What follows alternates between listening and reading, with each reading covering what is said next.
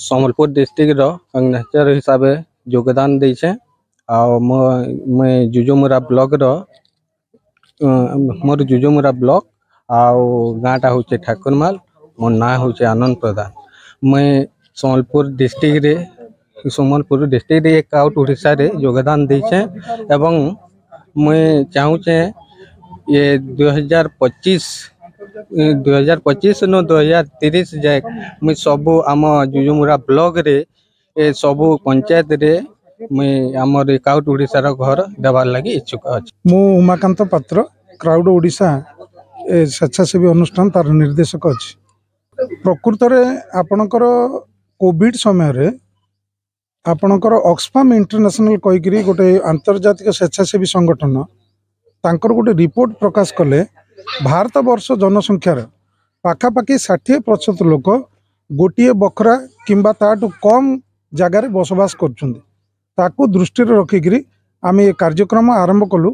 आवास अधिकार योजना लोकंकर मुख्यतः जो माने एक्चुअली सरकारी आवास योजना वंचित होचंती से उद्देश्य ये कार्यक्रम एक्चुअली लोकंकर सहयोग रे कार्यक्रम करा जाउछि। घर आपणकर जो स्क्वायर फीट 280 गोटे घर गोटे बारंडा दि जाउछि।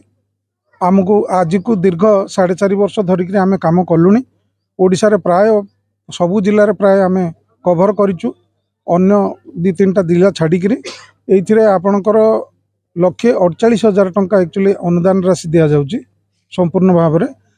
एवं ये हिताधिकारी जो 80-20 80-20 भाग सहयोग रे कार्यक्रम करा जाउछि। तो लक्ष्य रखिचु संबलपुर जिले में एक्चुअली 1000 हिताधिकारी को घर जोगेबू कहीकि प्रथमे आरंभ करिचु जुजुमुरारू ये कार्यक्रम आरंभ होइछि।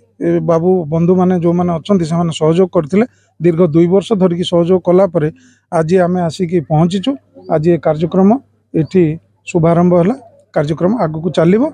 ये दीर्घम्यादी कार्यक्रम ये दीर्घम्यादी सूत्र रे भी ये कार्यक्रम हमर होबो। अनुदान आमे एक्चुअली आमर ये जो non profit organisation social media माध्यम रे क्राउड फंडिंग माध्यम रे ता सहित जो CSR रो जो सहयोग से मानकर सहित सहयोग करके आम एक्चुअली कार्यक्रम टाक आगे नौ जाकि जोगाजोग करूँ। आम जो कार्यक्रम करूँ आमर जो पेपर प्रेजेंटेशन करी यही लोक मानकर यही असुविधा जो एमाने घर कर पारना प्रकृत में एमाने भी पाइबा को हकदार से कथाटा को लेकिन CSR जो सब अच्छी कंपनी से पाखे आम पहुँचाऊ तांकर एक्चुअली आम अनुरोध करूँ आमको किसी अर्थ राशि दि जाऊ से अनुजाई हृदयंगम करी दौरान देला आम कार्य